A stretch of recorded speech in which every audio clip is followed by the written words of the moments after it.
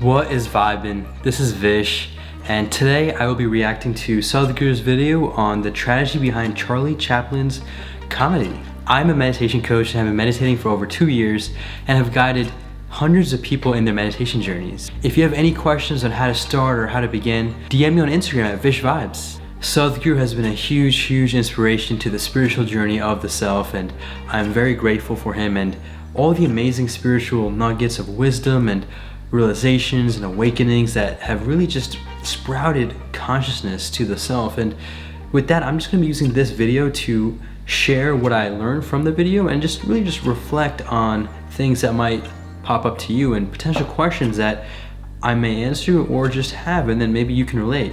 And with that, let's get straight into the video. Just every step and every act is hilarious. He decided. I think that's the Indian actor Ranveer Singh. If you aren't familiar with him, he's a Bollywood actor. And yeah, it's the first time I've seen him collab with Sadhguru. I'm excited for this video. Instead of sharing this agony with people, he decided at least he'll make them laugh. Somewhere he understands this agony could exist in a whole lot of people.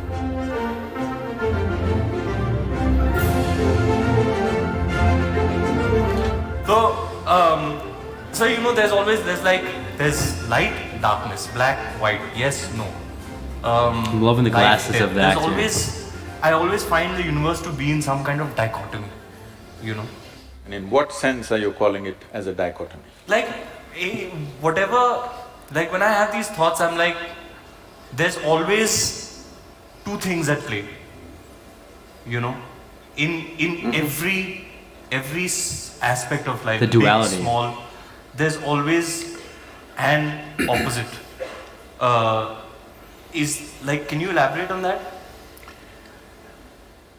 The very way you're characterizing yourself and the question that you're asking itself is a dichotomy. People always thought Charlie Chaplin was very funny. But if you listen to his private talks and things like that, there was a deep sense of agony in him. He was especially sensitive to the agonies of life. Yes. What an artist. But when you see him on the screen, he just made it just so ridiculously funny, hilarious all the time. Yeah, everything, every step, every act, I'm loving the music. Not just some act, just every step and every act is hilarious. If you sit watching a Charlie Chaplin movie, you don't laugh at a particular thing, you just laugh at everything. So because there was such a deep agony, he decided, instead of sharing this agony with people, he decided at least he'll make them laugh, and because somewhere he understands this agony could exist in a whole lot of people, in different measure, of course. Charlie Chaplin. So when we say dichotomy… First off, before I continue, I don't know, I feel like the question itself didn't seem too clear to me that Ranveer Singh asked Sadhguru. He just talked about the duality and like things being opposite and like what does that mean to you, Sadhguru? And yeah, I don't know, the question doesn't seem too clear to me. I am curious to see where Sadhguru's gonna go with this. And also going forward, Charlie Chaplin, I'll be honest, I'm not too familiar with him. He might be, I mean, it seems like he's an actor, but with his outfit, it seemed like he was a magician, maybe kind of both. We'll find out. We're talking about contradictions. You said light and darkness, let's take that because that's a very basic day and night, light and darkness. There are many ways to look at this. One fundamental way is like this. There is light right now. You know there is light right now only because you have seen darkness. Suppose, let us say, 24 hours of the day, everything from your childhood, everything was lit, you would not know what is light.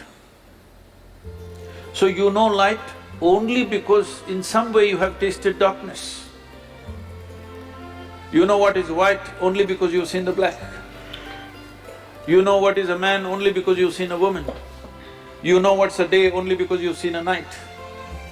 So, what seems to be contradictory on the logical level of your mind, in terms of making of life, They're complementary to each other. They're working with each other but pretending to be opposite to each other.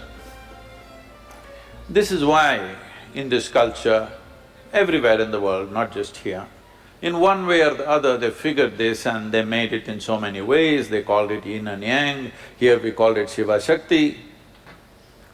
Wow. And if you see the images of Shiva, one half of him is man, another half of him is woman, physically. Because what is being depicted here is, this is the nature of physical existence. As long as your experience of life is limited to physical. When I say physical, right now everything that you can see has to be physical, isn't it so? Can you see something that's not physical?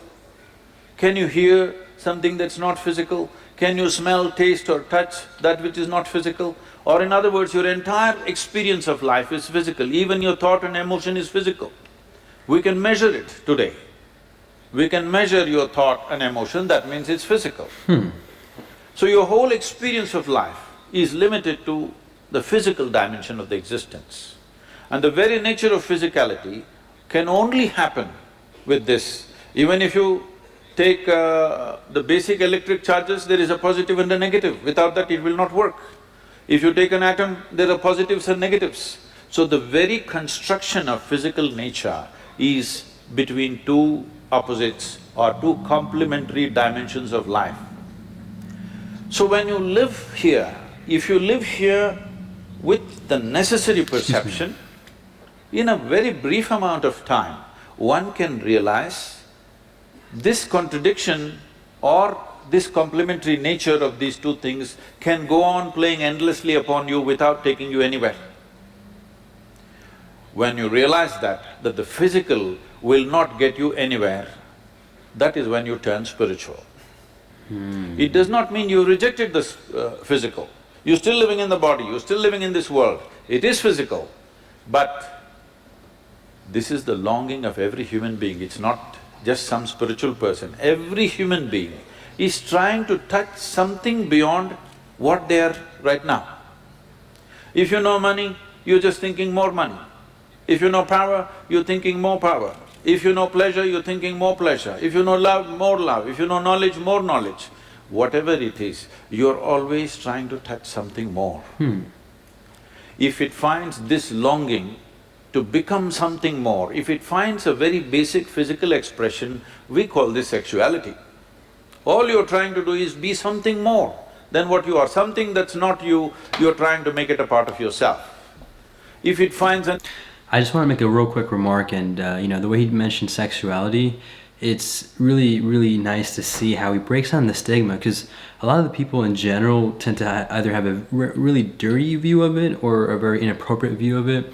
But the way he talks about these topics is really just very open and honest and conscious, and at the end it's really important to break down those stigmas and not be afraid to talk about such topics.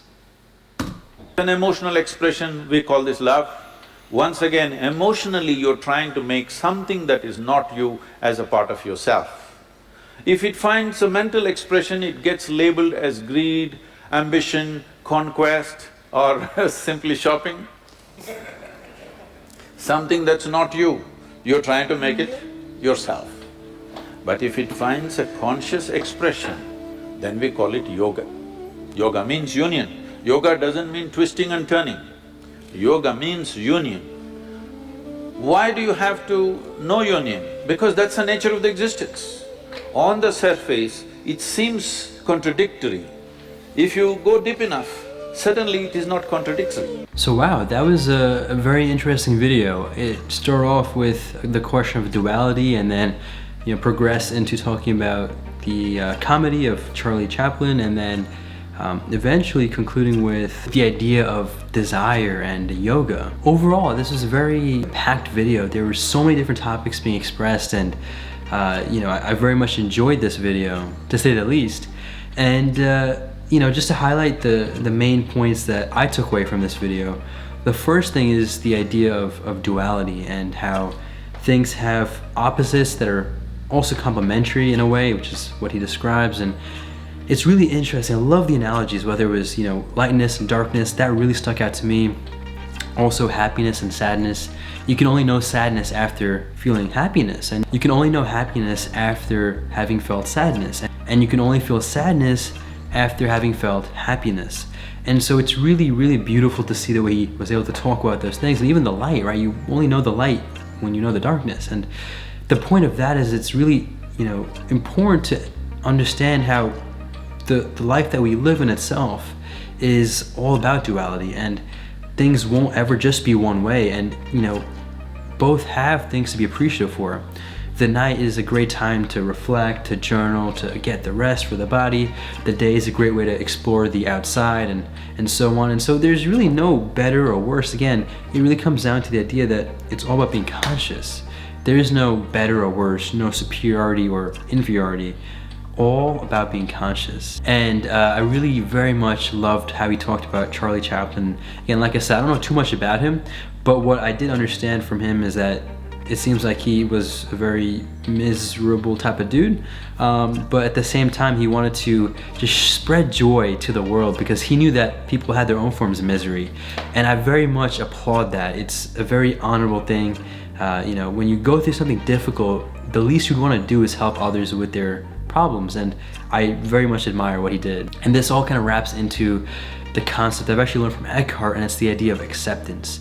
Acceptance is very, very powerful. Acceptance refers to the realization that you will take this moment as it is, with no resistance. And the reason that's super important is because with all these duality things that are happening in life, whether it's the masculine, the feminine, the lightness, darkness, and happiness, sadness, it's all a part of life, and you got to embrace it all. And every single time something comes your way, if you're conscious, you'll be able to learn how to learn from that experience and then grow from it furthermore and be more conscious. It's really important to realize how essential duality is in this life and accept all of that. And lastly, to talk about the concept of yoga, what he described at the end, it's really interesting because there was a period of time during the spiritual journey where I was almost coming to the conclusion where, just like extreme monks, it's very important to be detached from the entire world and forsake desires. And what I've learned from Sadhguru is that it's kind of the opposite. The practice of yoga itself, according to what he says in the yoga sciences, is really just the concept of union. And the twisting and turning of the bodies, especially what we do in the West with all the yoga studios and workouts, are really just a small fraction of what yoga really is at its core. And what he says is that, it really comes down to looking and searching and seeking for the bigger desires. Things like partying, drinking, smoking, drugs, to him just are not even bad or good, but just like small desires which really aren't sustainable. Through the spiritual journey of the self, I've learned you want to have three things when seeking the desire. Is it conscious? Is it sustainable? And is it internal?